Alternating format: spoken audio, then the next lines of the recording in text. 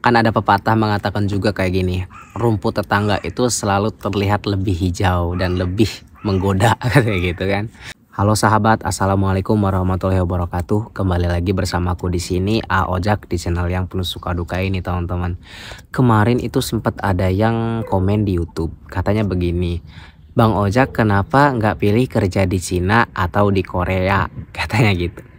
Nah, aku mau jawab, sebenarnya mah bukannya nggak pengen atau nggak mau kerja di luar negeri selain di Jepang ini ya. Kan ada tawaran kerja di Cina, Korea, Australia, atau bagian Eropa seperti Jerman, Swiss, dan lain-lain. Banyak, bukannya nggak pengen, pengen banget sebenarnya mak. Aku malah lagi kepengen pindah sebenarnya ke Swiss, apa Inggris, yang pokoknya di negara bagian Eropa gitu, kayak di Rusia mungkin seru gitu kan. Sekarang kan di Jepang cuman di Asia ya, coba deh suatu saat bisa ke sana gitu. Aku juga kadang lihat-lihat di YouTube tuh cara kerja ke Swiss, cara kerja ke Belanda, cara kerja ke Jerman, banyak. Aku juga sering nonton di YouTube tuh cara-caranya. Ya, ternyata kalau misalkan kita mau kerja di Eropa tuh harus bisa bahasa Inggris, ya kan? Harus bahasa Inggrisnya nilainya atau skornya tuh bagus dan lain-lain. Berarti harus belajar lagi nih. Gitu. Tapi ada kesempatan, peluangnya ada itu. Barangkali nanti setelah dari Jepang mau ke sana. Nah, jadi teman-teman bukannya nggak mau milih ke sana. Jadi waktu zaman aku masih sekolah SMK kelas 3 itu yang memungkinkan itu cuman ke Jepang. Kenapa? Karena waktu aku sebelum lulus SMK itu ada tawaran dari programnya LPK JIASC. PT JIASC itu memberikan program magang ke Jepang dengan tawaran ada dana talangannya. Nah, ini yang paling memungkinkan bisa aku ambil. Ada dana talangannya, ada dana pinjamannya.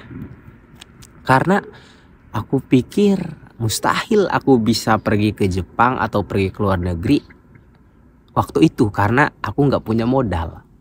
Karena orang tuaku juga yang kehidupannya pas-pasan gitu.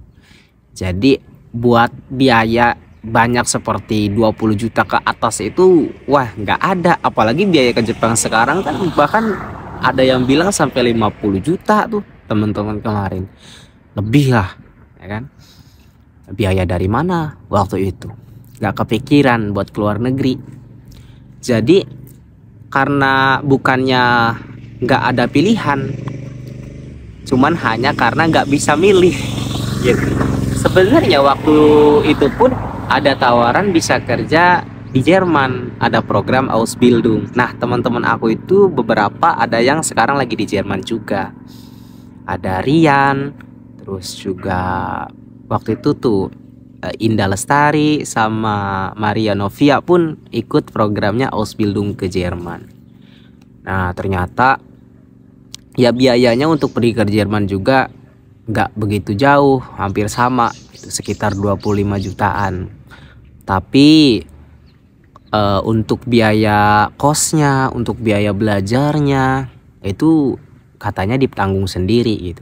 Dan katanya nggak ada dana talangannya. Setahu aku waktu itu informasinya. Jadi aku lebih pilih kayaknya ke Jepang aja deh, karena ke Jepang ada dana talangan, ada dana pinjaman gitu. Jadi biar bisa meringankan lah gitu. Sebenarnya mah kayaknya lebih enak tinggal di bagian Eropa gitu ya, ke sana yang lebih beda gitu suasananya. Kan Jepang mah nggak beda jauh tuh sama Indonesia juga, hampir-hampir sama karena kan sama-sama Asia.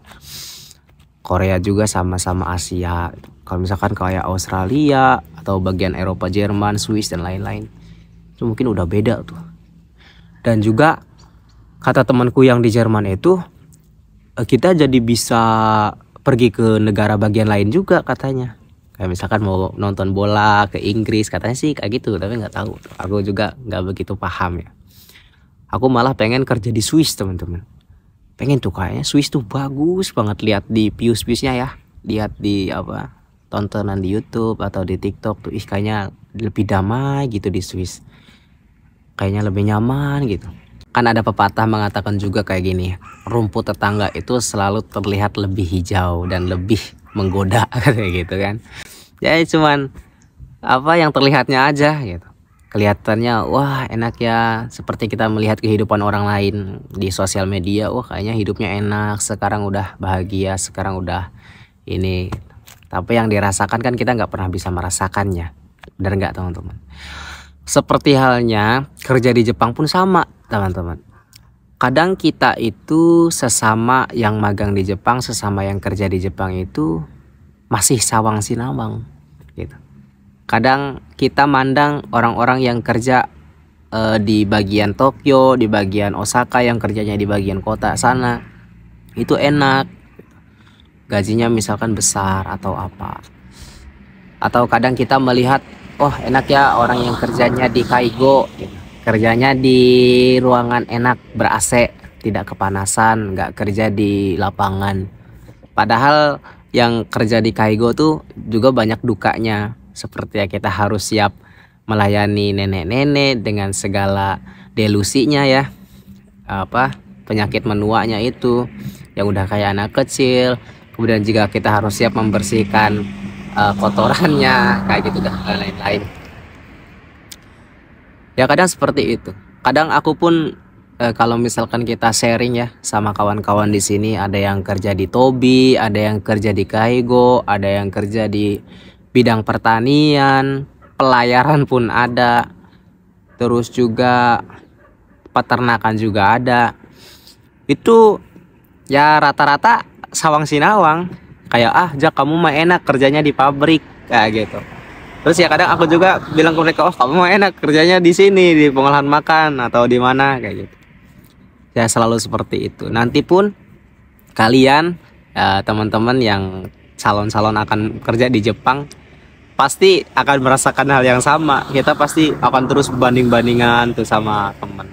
Wah di sana gajinya segini, di sana gajinya segini, di sana kayak gitu. Karena gak bakalan pernah sama. Kita gak bakalan pernah ngerasa cukup, yaitu kalau selalu melihatnya keluar, kalau selalu melihatnya ke selain dari yang apa kita terima hari ini. Kalau aku sih lebih ke fokus aja dengan apa yang kita miliki saat ini, dengan apa yang kita terima saat ini. Ini sudah luar biasa, anugerah yang luar biasa, keberuntungan, seperti sebuah keberuntungan bagi aku pribadi bisa bekerja di sini. Seperti itu teman-teman. Tapi untuk orang yang memiliki jiwa petualang seperti aku, orang yang menyukai tantangan, menyukai rintangan, selalu ada keinginan lebih, selalu ada harapan baru, selalu ada cita-cita dan impian baru. Ya mungkin saat ini bekerja di Jepang, barangkali suatu hari aku bisa pindah ke Australia, atau suatu hari aku bisa pindah ke Jerman, atau pindah ke Swiss, ke luar negeri yang lain-lain. Aku selalu punya harapan-harapan seperti itu sebenarnya teman-teman. Punya mimpi-mimpi baru, harapan baru. Seperti sekarang, aku 3 tahun tinggal di pedesaan di Jepang. Meskipun sekarang di perusahaan yang sama. Itu, dan kemudian aku lanjut 2 tahun lagi di sini, tanda tangan kontrak baru di sini, lanjut kontrak baru, perusahaannya sama, tapi aku pengen kehidupan yang berbeda. Aku pindahlah ke pusat. Aku bakalan pindah nanti sekitaran pertengahan tahun ini. Aku pengen ketemu orang-orang baru, beradaptasi dengan mereka seperti apa kayak gitu, dengan ya lingkungan yang baru, suasana yang baru, pasti kan penuh dengan tantangan ya kan. Jadi nggak monoton, nggak seperti itu terus. Pasti nanti ketemu lagi suka dukanya, pasti nanti curhat-curhat lagi di YouTube. Aduh guys, gak enaknya gini, gak enaknya seperti ini. Nanti wah enaknya kayak gini. Ya begitulah ya hidup namanya juga. Gitu. Kebetulan juga aku orangnya tuh suka sharing, suka cerita apa yang aku dapatkan. Kalau misalkan ini bisa menjadi pelajaran bagi teman-teman dan yang lainnya, aku seneng gitu. Ada yang mau dengar cerita-ceritaku di YouTube pun aku sangat senang sekali, luar biasa itu. Jadi ada teman ngobrol, teman bersama.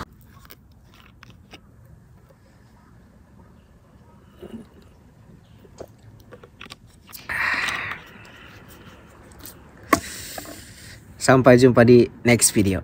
Bye bye.